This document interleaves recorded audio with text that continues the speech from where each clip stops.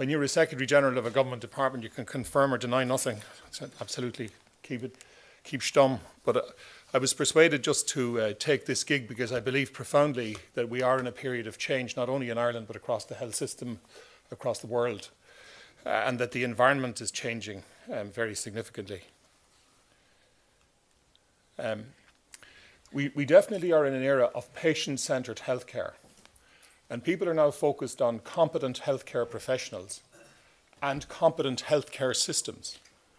And obviously, technological advancements are critical, and evidence-based care and treatment are really central to everything we do. And it's interesting that we're different from our grandparents in that we do have access to information about what the best outcomes are, what the best approach in certain disease and certain treatments and care processes. So patients are living longer. We have to manage chronic diseases. We have what I style as the artificially well patient, the patient who's benefited from your endeavours, for the endeavours of your industry, benefited from science. I mean, I just take some of the comorbidities, areas like cardiac disease, respiratory disease, and endocrine disease. 75% of everything that presents in Irish hospitals relates to those three conditions.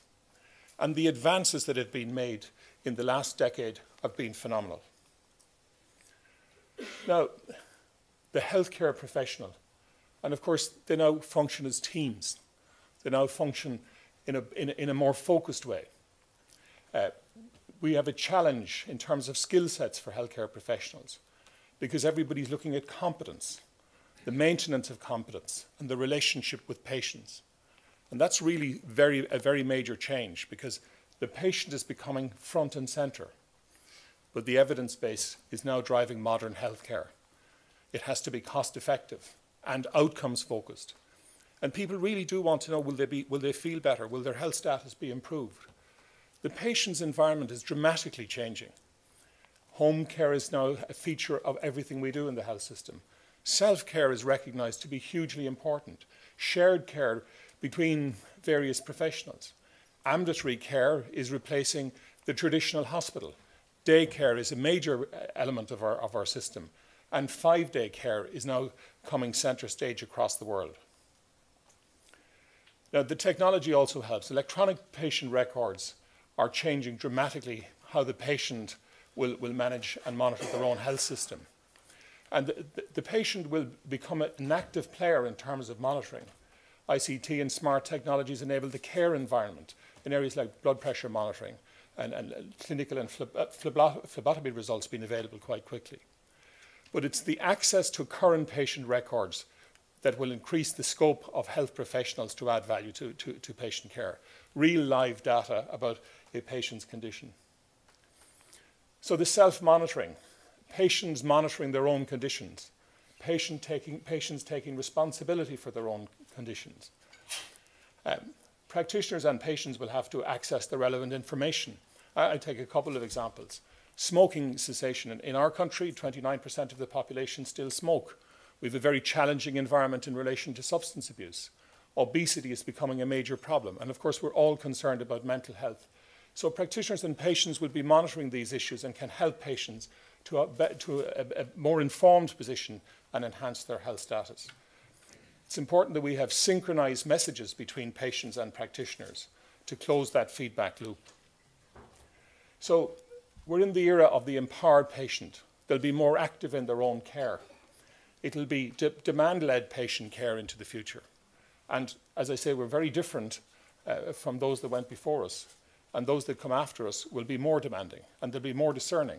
And they will really want to be assured that they're receiving the highest quality of care and receiving it in the most cost-effective way. So patient-centred healthcare is a reality for competent healthcare practitioners, for those of you engaged in technological advancements, and those of you who really must now focus on evidence, care and treatment. The economic analysis, as Pat has said, every country, and in particular this country, is very challenged in the current economic environment. And costs really do matter. We have to extract more cost from the health system, and we have to deploy our resources in a way that will deliver better outcomes for patients. So We have now cost analysis models. Metrics do matter. The cost of inputs is being assessed. We have to consider the stage of the technology and the learning curve effect. Mature technologies, we'd expect some cost and skill mix adjustments. And development and growth phase technologies, we'd have to look at more opportunities for efficiencies. So the economic analysis is critical for guys like me in departments of state and policymakers. We do have to make difficult choices, but they have to be informed choices. They have to be evidence-based choices. But economic analysis will be at the heart of how most governments will deal with these issues. But patient safety and the patient protection will also be critical. The role of the regulator, and I just want to pay a tribute to Pat O'Mahony and the IMB, who do Ireland proud as the medicines regulator. And I also want to recognise that the regulators in Ireland are really taking patient protection and safety considerations right up the top of their agenda.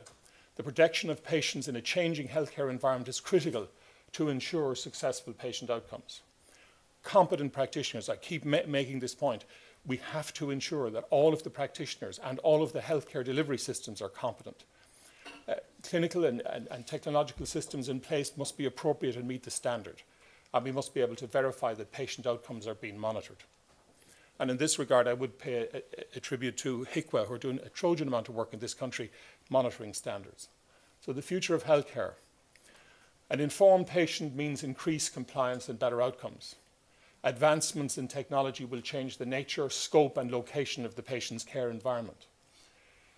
I believe there will be a particularly significant opportunity to enhance nurse practitioners' practice. And for pharmacists, there will be a greatly enhanced role in the future. We will move to, I think, cost-effective integrated interdisciplinary care with best outcomes, and that's already started in Ireland with the clinical reform programme. So we are looking at how people work together to get the best results for patients. It is a real challenge for all.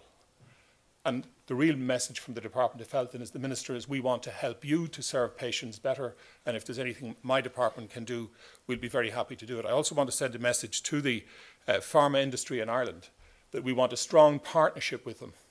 We want to be their friends, and we want to work in a spirit of cooperation and in a true spirit of partnership. We do understand the importance of it to the economy, to jobs in our economy, and to this, if you like, the economic development of Ireland. Thank you very much.